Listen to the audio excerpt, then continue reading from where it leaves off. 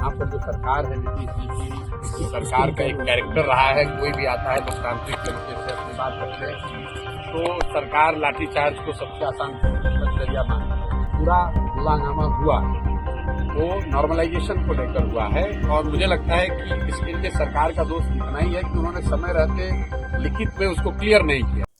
देखिए, कल बीपीएससी के अभ्यर्थियों पर लाठीचार्ज किया गया है। अभ्यर्थियों की मांग थी कि नॉर्मलाइजेशन को हटाया जाए, साथ ही साइट नहीं खुलने के कारण जो अभ्यर्थी फॉर्म नहीं भर पाए उन्हें दोबारा मौका मिले। इसको लेकर पहले छात्रों के द्वारा, अभ्यर्थियों के द्वारा चेतावनी दी गई थी सरकार को, लेकिन कल सरकार लाठीचार्ज करती है और उसके बाद सरकार ये कहती है, बीपीएससी की तरफ से कहा जाता है कि हमने नॉर्मलाइजेशन को 70वीं बीपीएससी में रखा ही नहीं। इसी चीज को लेकर विवाद यहाँ पर बढ़ा है। अभ्यर्थियों का कहना था कि अगर ऐसा था तो नोटिस क्यों नहीं जारी किया जा रहा था, हम लोग नोटिस की तो मांग कर रहे थे। हालांकि कल शाम इसको लेकर नोटिस जारी कर दिया गया कि 70वीं बीपीएससी में नॉर्मलाइजेशन नहीं होना है।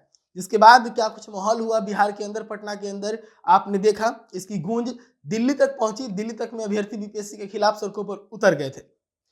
खान सर की गिरफ्तारी हुई, गुरु रहमान की गिरफ्तारी हुई, छात्र नेता दिलीप की गिरफ्तारी हुई, खान सर और रहमान सर की को रिहाई मिल चुकी है, लेकिन छात्र नेता दिलीप को जेल भेजा गया है। अब इस पूरे मामले पर प्रशांत किशोर का बयान आया है। प्रशांत किशोर ने सीधे तौर पे कहा है कि लाठीचार्ज नीतीश सरकार की पहली प्राथमिकता है। कल जो लाठीचार्ज हुआ उसमें सरकार लागू नहीं करने वाली थी बीपीएससी के अंदर नॉर्मलाइजेशन को, लेकिन इस चीज को लेकर जब नोटिफिकेशन जारी करने की बात हो रही थी तो नोटिफिकेशन जारी नहीं किया गया और वही चीज लाठीचार्ज करने के बाद जब किया गया तो इसमें सीधे तौर पर सरकार की लापरवाही है। पूरे मामले को लेकर प्रशांत किशोर का क्या है दावा, जरा सुनिए।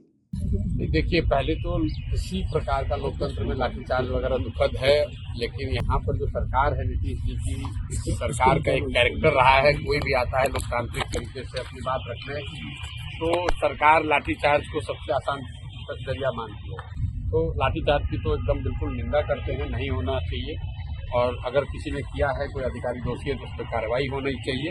एक बच्चे को मुझे बताया गया है कि चोट लगी है, वो हॉस्पिटल में है। हम लोग अपनी ओर से कोशिश कर रहे हैं कि उनको जो वहाँ मदद हो सकती है शायद उनका पैर टूट गया।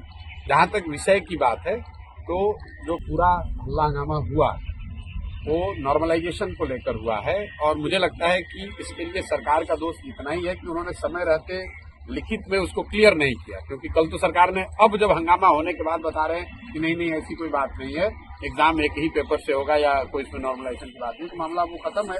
तो ये दिखाता है कि सरकार की लापरवाही की वजह से ये सारी परेशानी हुई, क्योंकि सरकार को वो करना ही नहीं था। सरकार अभी क्लैरिफाई कर चुकी है कि हमें नॉर्मलाइज नहीं करना था, नहीं करना है, एग्जाम एक ही शिफ्ट में होगा, एक ही क्वेश्चन पेपर होगा।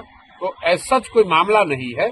लेकिन कल जो बात हुई वो सरकार की जो कार्यशैली है, किसी बात को समय रहते क्लियर न करना, कोई आ गया डिमांड करने तो उस पर लाठीचार्ज करना या उससे बातचीत न करना, तो दुखद है, नहीं होना चाहिए। तो सुना आपने किस प्रकार से प्रशांत किशोर ने पूरे मामले को लेकर सीधे तौर पर नीतीश सरकार को जिम्मेदार ठहराया है।